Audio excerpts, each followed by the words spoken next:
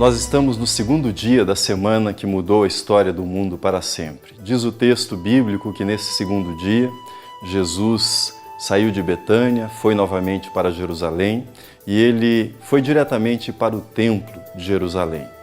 Era uma semana especial em Jerusalém, a semana da Páscoa. Peregrinos vindos de todas as partes do país estavam ali. Pessoas que residiam em outros países também faziam a sua peregrinação para a semana da Páscoa e estavam visitando o templo. A cidade estava repleta de peregrinos. Jesus entrou no templo, mais precisamente no pátio conhecido como Pátio dos Gentios, e a cena que ele viu era terrível.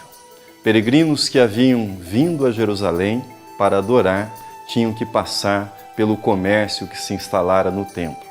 Ali, cambistas faziam a conversão das moedas estrangeiras. Ali, vendedores vendiam animais para que fossem sacrificados no templo. Embora a pessoa pudesse trazer o seu animal, as exigências do sistema do templo faziam com que o animal tivesse que ser comprado ali e, obviamente, o preço era sempre mais caro para se obter o lucro. Havia também um imposto que era cobrado para a manutenção do templo. Foi essa cena que Jesus encontrou. Uma gritaria, pessoas comprando, vendendo, e diz o texto bíblico que Jesus ficou profundamente indignado. E ele lembrou o que está escrito no profeta Isaías: a minha casa será chamada casa de oração para todos os povos. De modo abrupto, Jesus pôs-se a expulsar os vendedores, a virar as mesas, a derrubar as cadeiras e a denunciar que eles haviam transformado a casa do Pai num verdadeiro comércio.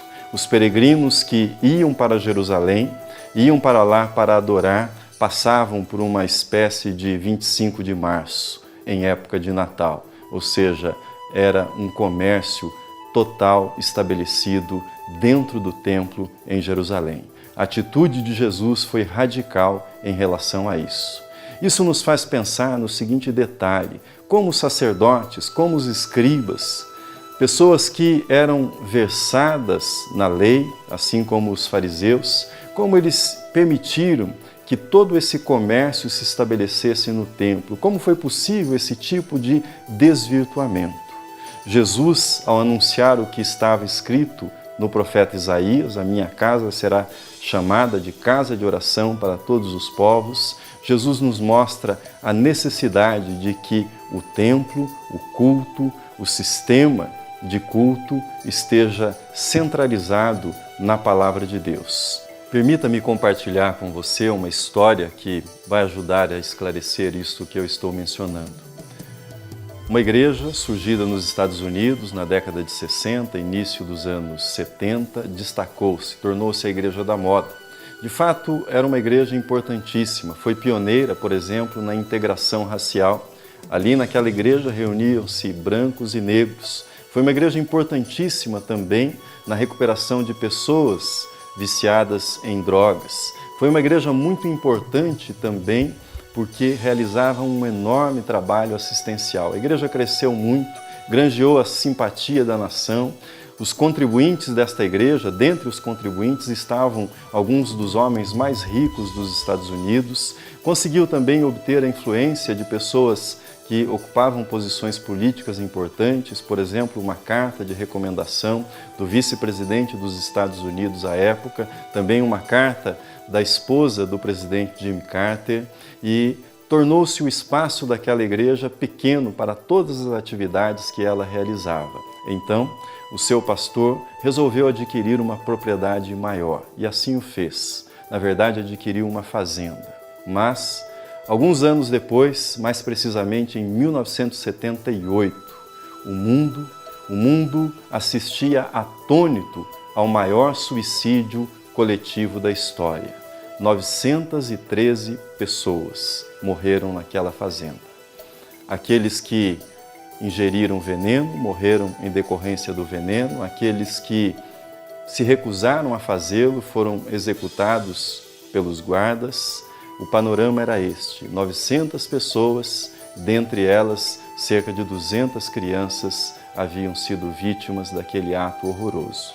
E a pergunta que nós nos fazemos é a seguinte: como foi possível uma igreja cristã que teve início proclamando o Evangelho de Jesus Cristo, que ela pudesse desvirtuar-se a tal ponto, que ela pudesse distorcer a mensagem, até mesmo negar a mensagem de Jesus Cristo. A resposta para essa questão aparece numa observação despretensiosa feita por um dos policiais que realizou a vistoria naquele acampamento, naquela fazenda, após essa grande tragédia.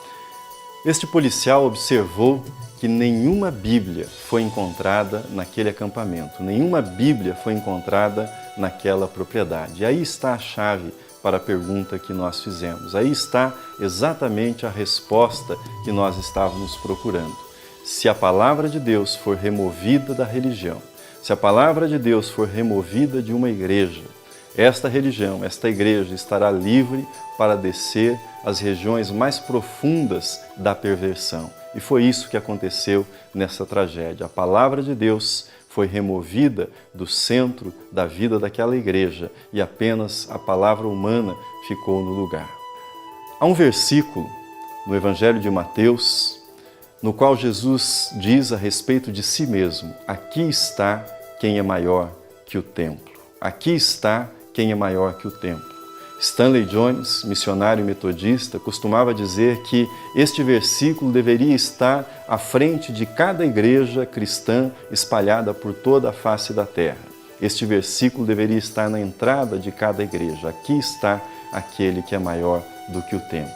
A melhor forma de prevenir os exageros, quer os exageros da insanidade humana, quer os exageros que transformam a religião em algo mercantil, transformam a religião num meio de se obter dinheiro, a melhor forma de se prevenir contra esses males é lembrar que no centro da fé está uma pessoa, no centro da fé está Jesus Cristo. Aqui está aquele que é maior que o templo, aquele que purificou o templo, mas aquele que continua purificando os templos espalhados por todo o mundo, purificando-os da ganância e purificando-os das insanidades que os seres humanos podem cometer quando se desligam da pessoa de Jesus, tal qual ela é apresentada na Palavra de Deus.